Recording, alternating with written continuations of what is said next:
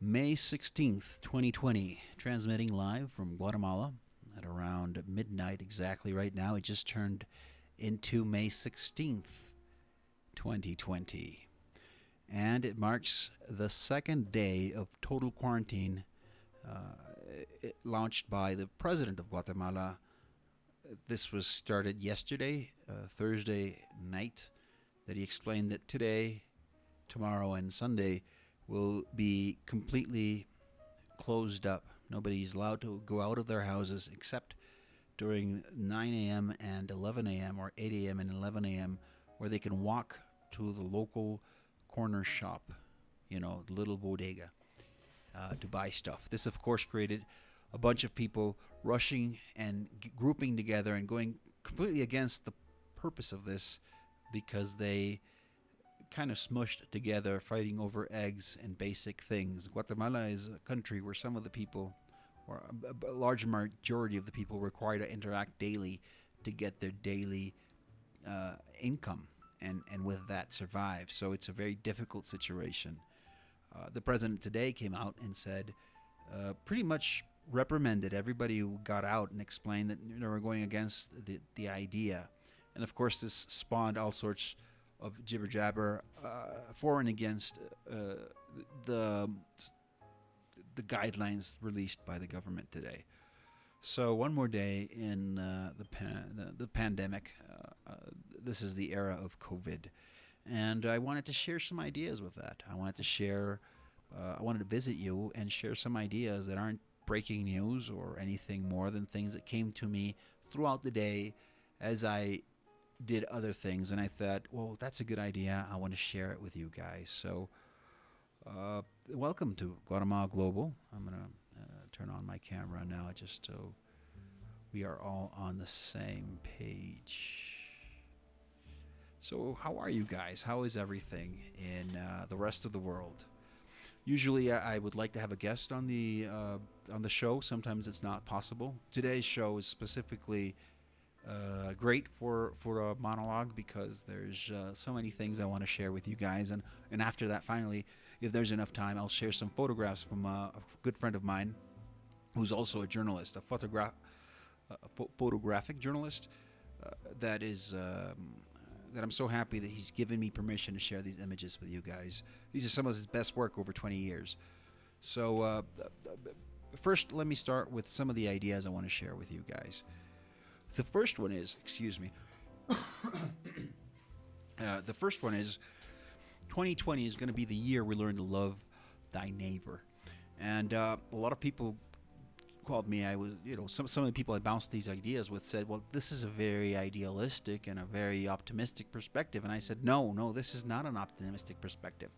The best possible situation for a human being to find himself in or is in a place where he's surrounded by people who love him and who resolve issues in crisis based on conversation and based on taking prudent decisions and or being smart about the way you choose to act and communicate with your community about it and have a consensus over what to do. And this is a very human thing, this is anthropologists would either confirm or contradict me on this, and if so, I'm willing to learn and open myself to that. But in general, groups of humans tend to rely on their capacity to communicate and organize themselves to resolve problems most anywhere and any time. Our ability to adapt and our ability to do this is important. And if we understand that the guideline is to love thy neighbor in the sense that provide him with the things he needs before the people who are at most risk start saying, this is not enough, I don't have anything to work, I don't have anything to provide food on the table, so the next step is to take food from somebody else, which is a probability. And this is something we discussed on the Spanish Daily Show with two guests, one of them the photographer I'm telling you about, the other one a local online marketer called Rafael Rubio with his Avanti Solutions, which is one of his businesses. So the consent, he was, the guys were telling me, look, it's really nice that you think that people are going to learn to love thy neighbors because of in situations of crisis. but it's not going to happen. Some people are going to learn to shoot thy neighbor. This is a literal translation of yesterday's conversation, and my answer to them was, yeah, that's exactly what we want to avoid. This is a very probable situation. If we can allow people to think about this scenario and then say this is a possible future, but the other possible future is we now start taking inventory of the people that need it the most, or honor the white flag symbol. For those who don't know about this, if there's anybody who doesn't have enough food, you can get a white flag and start waving it on the streets or put it on your house. And people who are looking to help other people will look for white flags. And there's some people who are abusing it. There's been news cases where there's groups of people who have a lot of kids with white flags asking for food and are storing it somewhere else. Well, that's fine. Because if they're reduced to that to get food and to find a way to survive the next few months, that's fine. That doesn't have to stop you from giving food out. And I proposing the concept of 2020 being the year we learn to love thy neighbor because of the crisis that's coming up. If we manage to find a group of people that we feel comfortable in and kind of state amongst everybody that the best thing we can do is avoid letting other people get to the point where they're willing to go violent because there is no food. If we manage to identify as good neighbors those around us who have the most serious risk, and then figure out a way to help them without maybe just calling organizations or helping one directly or being a volunteer for an organization like that. In Guatemala, there is a Facebook page called No Te Quedes Sin Comer, and you can look at it like that. It's got over 25,000 fans. And these are all groups of people who are worried about other people not eating and are asking people to join No Te Quedes Sin Comer, which translates into don't be left without eating. The idea of the page is, hey, if you need food, raise your white flag, ask for help. Don't get to the point where desperation makes you do something stupid. Start looking at people who are willing to help you. Okay, so that was the major theme, and based on this idea of loving thy neighbor, love comes from knowing something, from knowledge. It comes from the ability to appreciate something. So I'm going to show you a series of images that Rodrigo, this photographer I'm telling you about, Rodrigo Arias, who has had images published in Reuters and in Der Bild in Germany, and I think Así Prensa. Anyways, there's a bunch of places where his pictures have been published. So it's a real privilege for this little vlog that's on its way up, or it's on its way, to be able to look at these images and let me use them as a way to converse about loving thy neighbor in a situation of social pandemics and crisis. So I'm going to start sharing that right now. Let's see. There we go. I have a feeling, yeah. So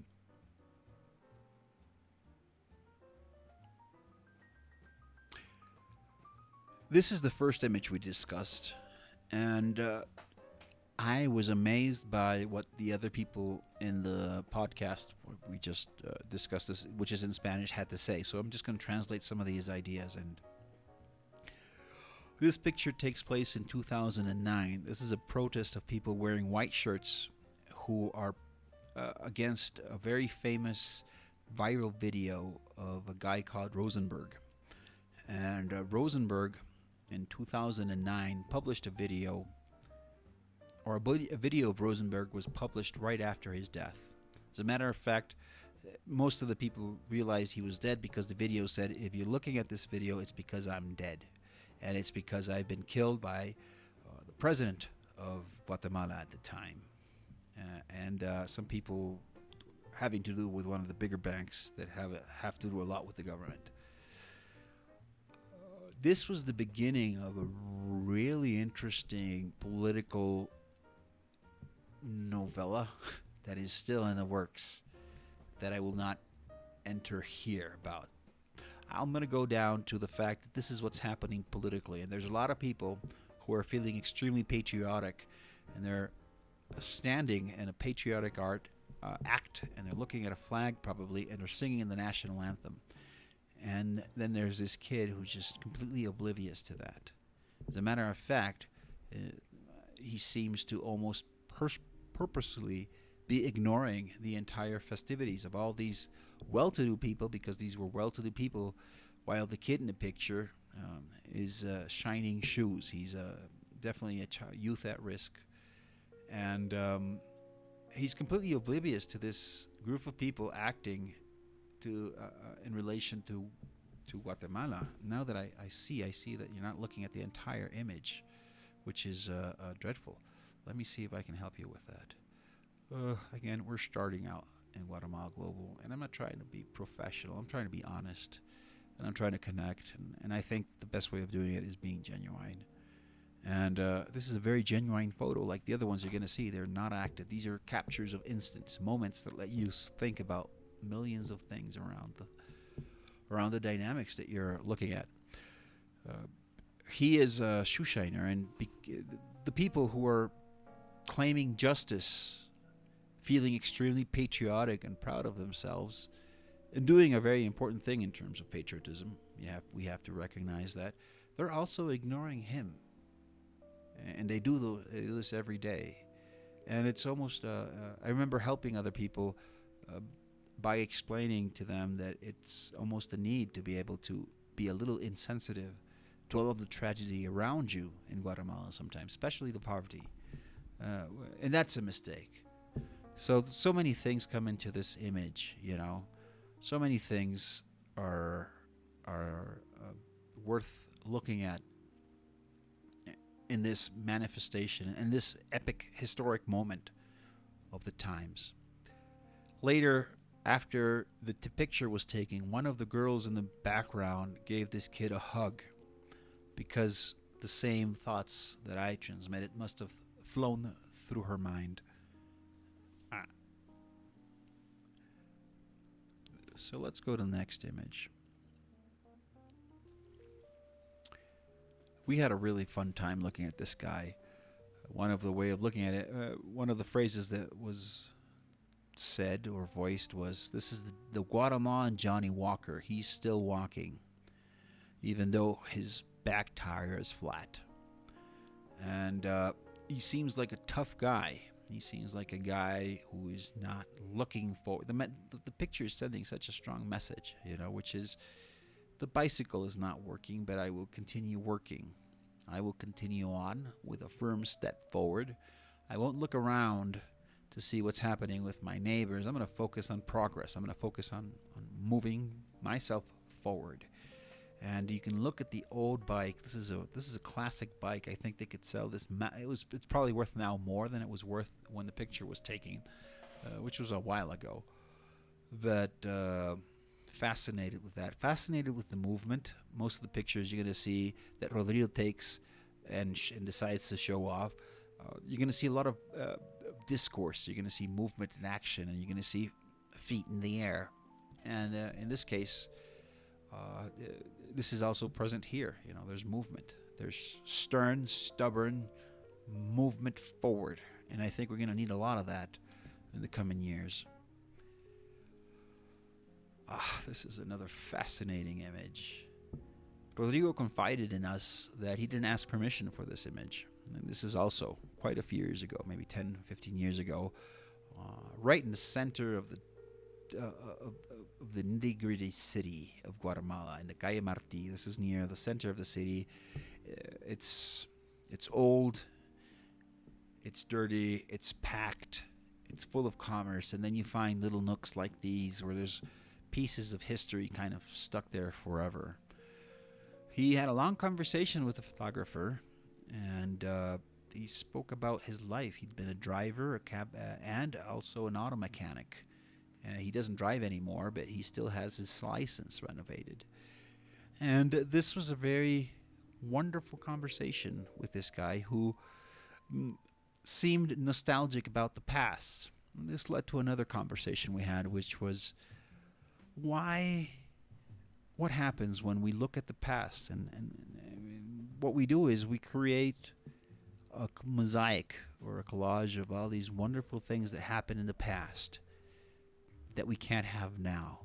And we frame this contrasting situation between the present and this wonderful utopia that we've mythified and mystified in our minds, and we've kind of brought them out of reality into this caricature of exaggerated happiness in relation to what's happening now. So before the pandemic, people were happy and dancing and prancing and socializing, and now everybody's stuck, which isn't entirely true. The problems that we were facing before are now still happening, and some of the problems have decelerated because the entire economy has decelerated. So some people have actually found themselves with more time in critical situations.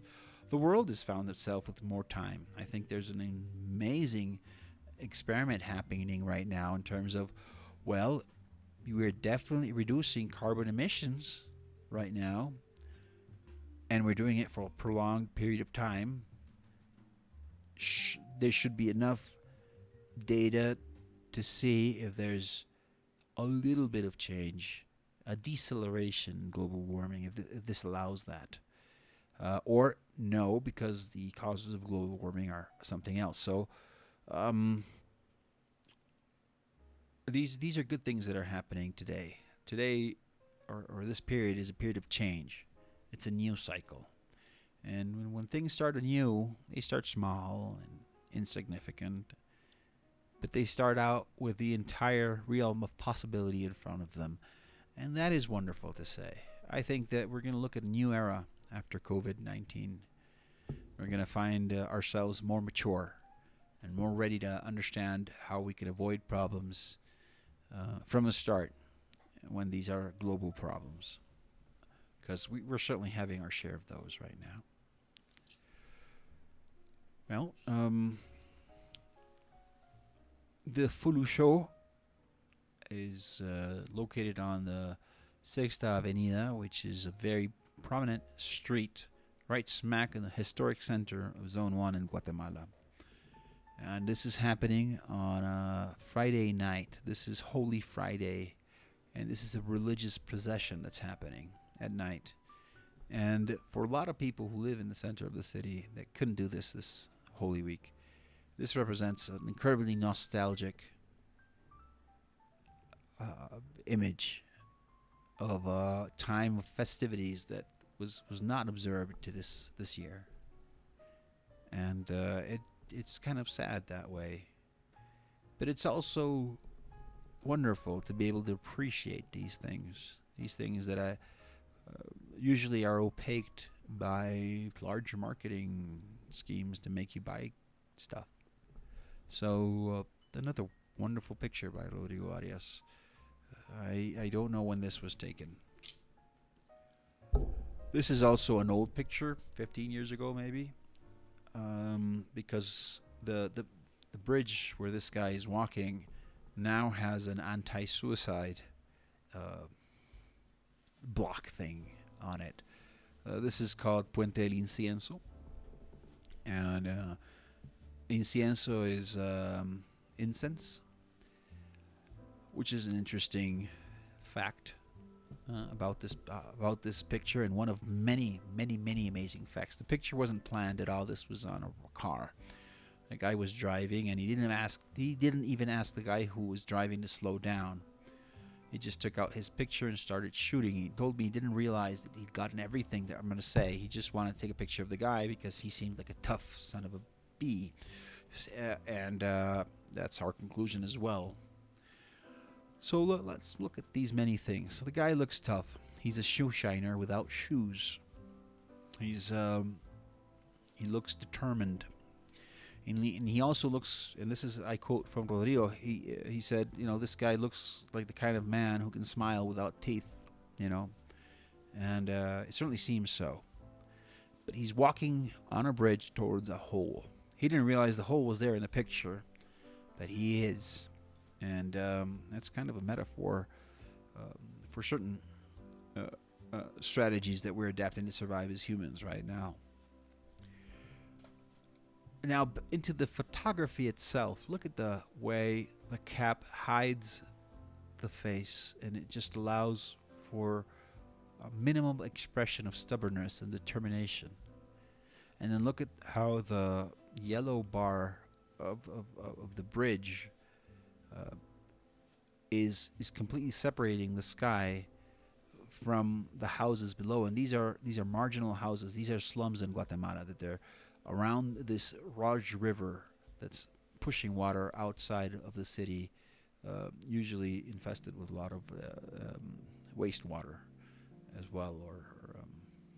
Anyways, if you look at the detail of the lighting behind the bridge, you're going to be able to see a lot of gradients of greens and blues. And yet you're able to see the dark shadows that define the man and the object in front.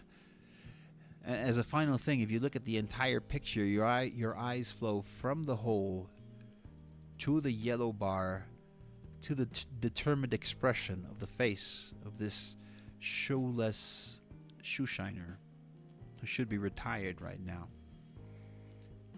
So thank you for sharing that, Rodrigo. This is a true example of a man going through really hard stuff and still walking. You know, another Guatemalan Johnny Walker. Let's see now. We're navigating through the unknown, and it's sometimes important to feel like a kid when we do that, because as a kid we're more enthused about the new cool stuff we're going to see in the future than about the uncertainty and the anxiety that comes with it.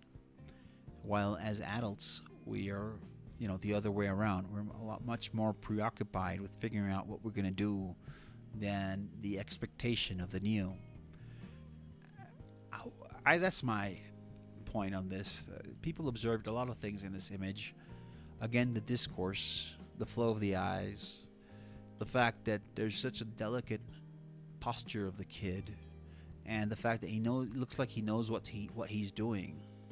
If you look at the way the water is completely still before him, and if you look at the ripples being pushed, you can see he's going pretty fast for the situation. And the photographer explained that the kid really knew how to move around, and that it was really his second nature. And he probably even knew how much time he could be on that raft before it sank. You can see holes and water in it, and you can see it's been repaired with wire and pieces of wood, and the paddle is broken and decolored, and yet he's just moving fine, and he's having this almost Zen experience. And this is a possibility. These are things that are such wonderful moments that we've lost connection with. Now we're looking to find the best rhythm for our TikTok presentation. A wonderful picture. We had a large discussion on Dali. This is, I think, called The Burning Giraffe, and I will just let you observe this, and I won't analyze it, but I would like to guide you through some of the things I like in it. If you see, there is a burning giraffe looking at a woman who seems to be using support, hidden support, not visible to the burning giraffe, to call her. And there's another woman who seems not to be doing that, who also seems to be blind and full of open cabinets. Cabinets reflect secrets, said the other participant yesterday. And this woman seems to have revealed all of her secrets to the burning giraffe. What does that inspire you, and how incredible is it that Dali managed to paint all of his paintings out of imagination? He completely challenged realism and taught us how mixing opposite, non-congruent things of physics are possible in the realm of the imagination and the expression. So that's really wonderful. What else can I tell you tonight? Thank you for being with me. Thank you for joining Guatemala Global. The idea is to be here every week, every day, and just be there for anybody who wants to listen to something and who wants to feel like she or he is connected or is to somebody else. I'm gonna go back to the camera as this is in Spanish, and there's very little things that I could say you'd feel related to. But some of the ideas that I want to run by you, and I'm just going to say the ideas and I'll let you ponder them, there's a lot of people saying that we were heading to an economic depression and an economic stagnation or a bubble burst. And everybody's been saying that for the longest time, especially people who sell gold. Now we're here. And a lot of the predictions of the catalyst that COVID-19 was to an economic crisis is leads you to think, well, okay, perfect. This was the catalyst, the fact that nobody could go out to work, even though there was... Anyway, this was a catalyst for the economic recession, but the economic recession was coming. My question was, is it because the objective of economics measured success in terms of monetary accumulation instead of measuring success in terms of the satisfaction and the wellness that I can provide to others, to other human beings?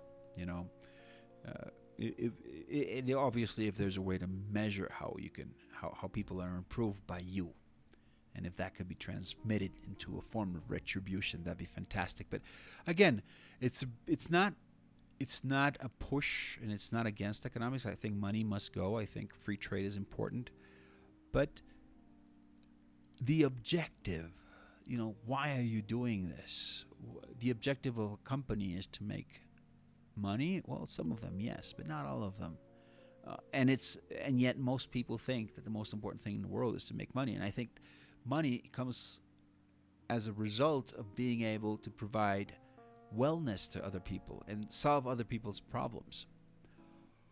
Because it is such an abstract thing, I'll just leave it at that. What happens if we could measure and gain from how well we help other people instead of how much money we amass and invest it to get more money? Another idea I wanted to talk to you about tonight was the fact that this is not just a crisis. This is a systemic adjustment, an economic systemic adjustment that we're living, or at least it looks to me it is. And what this means is that the models and the systems that used to solve the problems are no longer doing it, and that there are open opportunities for people to identify those broken pieces of the system and replace them with new pieces of the system. And obviously by doing so, helping his or herself in the process. For example, I think Zoom and video conferencing software has grown tremendously because it is a very efficient solution.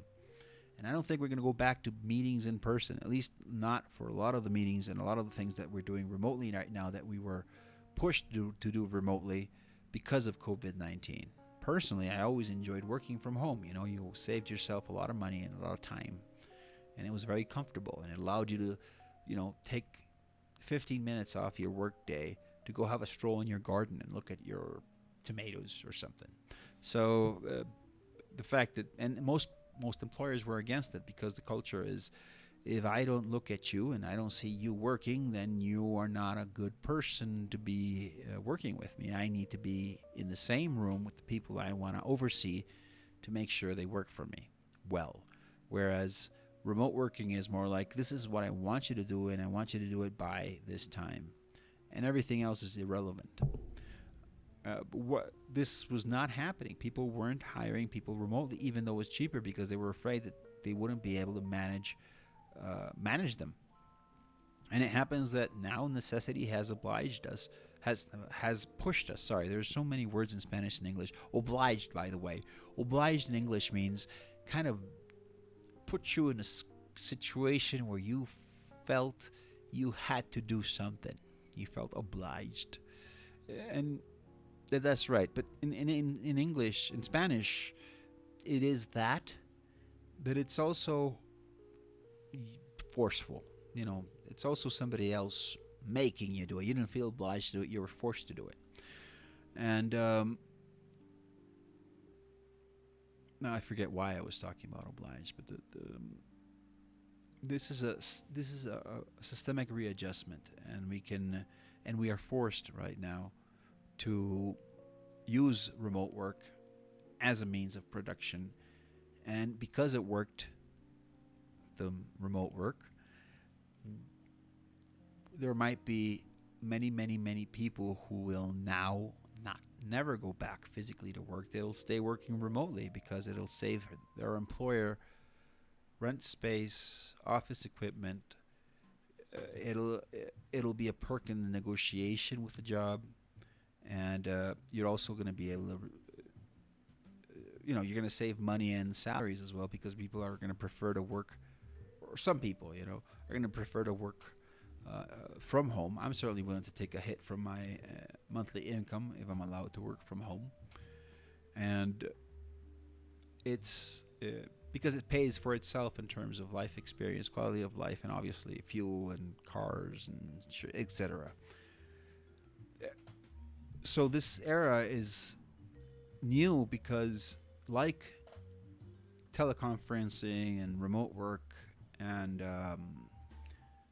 online commerce, I've said this before, so many companies right now are going online and selling stuff online, and so many new companies are just being organized right now to be able to serve and comply with the logistics required to maintain this new era of online shopping for Guatemala, which didn't happen in 2000, happened 20 years later. Not because the technology was there, but because right now people are forced to buy stuff differently. So they're forced to go through the frustrating process of a learning curve, and now they know how to buy online. Obviously, there had been people who were moving towards buying online, but the big majority is moving now, in this period, to feeling it's okay to put your credit card number and to buy online. So there's new things that are happening with this end of cycle and this and beginning of cycle, which I think is what's happening, regardless of the acute crisis caused by the COVID-19. We were headed to this new cycle under so many perspectives. It's just I wish I'll prepare a podcast specifically on that. I'll continue with the ideas I want to share with you tonight. An economy of favors. I'm appealing to a lot of the good things that humans have with other humans. Those that produce oxytocin and produce other pheromones or other hormones that produce chemicals in the body that make you feel good because you're helping others. This is behavioral science has proven by now that a lot of people receive a lot more pleasure by helping other people than by doing work they are really well paid for but not really into it. Imagine a very expensive prostitute with a really ugly old fart versus a woman who's madly in love with this older man. And you'll understand what I'm talking about. So we're headed towards that. There's going to be a lot of bad business deals, but good neighborly things to do. You might lose money because you could have bargained that food for more, but you will be gaining allies in a time of uncertainty. So it's an economy that's going to be heavily influenced by those who can make friends fast and can find allies in any circumstance through being more generous and through being more open and being more able to negotiate, which is the second idea I want to talk to you about.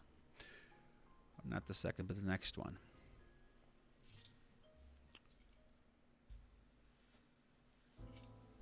Poverty is a thing that is associated with sadness, and there's images on for NGOs of children dying out of hunger and pestilence and war, and these are tragic things. Sometimes, because we're focused on these tragic things, we don't look at the other part, which is very magical and mysterious. And it has to do with poverty. It has to do with knowing that you don't know how you're going to eat tomorrow, but that you're going to eat tomorrow. Faith.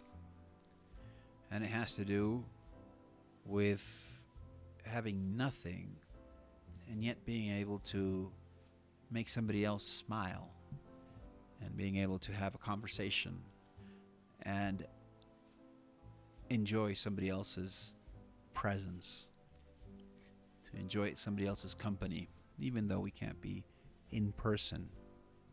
And that is also a wonderful thing. The fact that amidst a crisis of so many levels, if you spend time, and I say this because I consider myself a very privileged person. Not that I don't think that's the case in terms of financials, but it is the case in terms of upbringing and in terms of the benefits and the material things I was blessed with. I was also blessed with the ability to live and understand and have very, very deep relationships with people who have dirt floors in their houses and live very poorly. And what I found was that they didn't live badly. They were happy. They had open conversations. Let me take you back to one that I was especially humbled by. This is back in 2006, and what happened was that in 2006 I was living in a place called Santiago Atitlan, near a lake called Atitlan. It's a beautiful place. And I was working for an NGO, and I had an assistant who one weekend invited me to his house.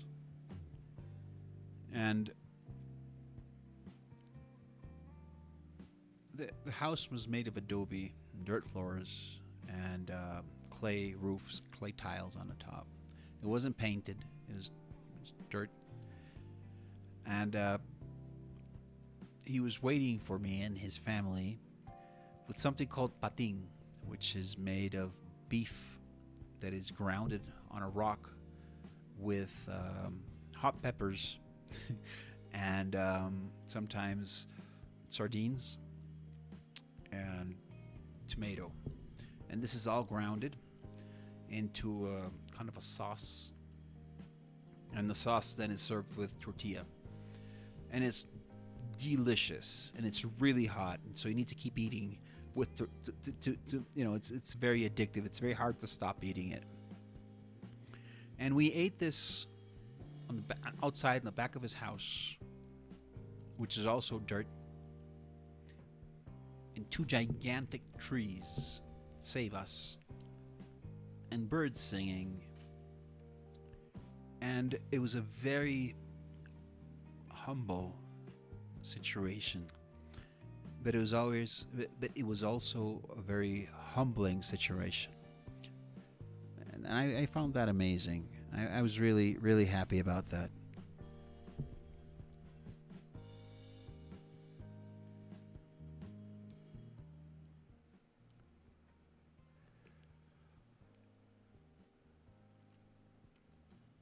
So the last thought I wanted to share with you, and it's a thought that we're gonna learn more about in a future podcast. I hope this is not mine. Um, so men or mammals have sperm. What a way to start an idea, right? Mammals have sperm, and the idea is despermialization, and it has to do. It's a metaphor. It has to do with recognizing that we were born in a race of wild survival instincts, and we won that race. That's where we're alive. You know, we were racing against millions of other uh, sperms. I forget the name, the individual name, but millions of other little sperms racing towards an ovule. Like the beginning of Look Who's Talking back in the 80s. I don't even remember that movie. It's a huge race. And then you get into the oval and you're born, and race continues throughout. Competition for attention for your mother, and then throughout competition amongst peers and siblings, and eventually professional competition or national competition or even war. It all is competition. It's all a race to get there first and to survive. It's a primal drive for survival. We're born with that. And yet, at some point in our evolution as individuals, and now as a society, we have to stop that primal instinct of being the top dog, of taking it all, of killing the competition, of winning at any cost. And we have to have the maturity to look at ourselves as part of something bigger, as part of something else, that instead of mad, blind, and aggressive, vicious competition, it requires thoughtful observation to find systemic systems that allow for everybody to survive, and not just to survive, but to have very plentiful and gratifying lives. Because instead of jumping in to survive and take the food and run away, like those many, or take the toilet papers before the other lady takes them and fight the lady on the way out. There's so many viral videos of that right now. It's so crazy. Instead of doing that,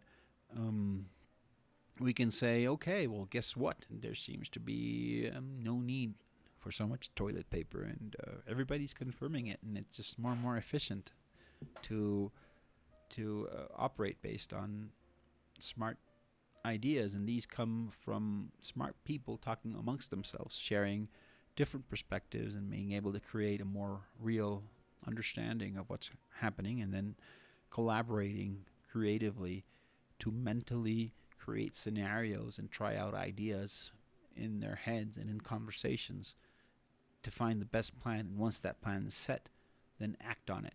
And usually, because of the principle of synergy, the output of a thoughtful plan created by many people working together is much more efficient than the output of an individual will get fighting viciously for what he wants or she wants.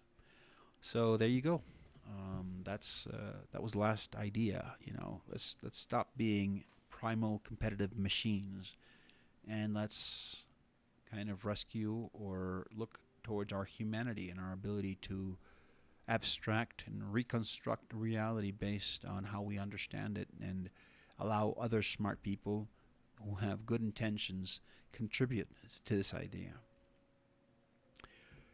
So it's been great this is the end of the podcast for now. I'm so happy you joined me. I hope this podcast helped you. I apologize. I think at some point my voice was interrupted by the background music. And who knows, that might have been for the best. One way or another, I'm here in Guatemala today, May 16th, talking to you, visiting you wherever you are, telling you you're not alone. We're gonna get through this, and we're gonna be better because of it. Thank you, and have a great time. This is Guatemala Global Show. It's a daily VlogCast, and you can join in anytime. We're super open to talk to anybody about what they're living in. You know, everybody's worth listening to because everybody has amazing experiences and amazing knowledge to share. So thank you, and have a wonderful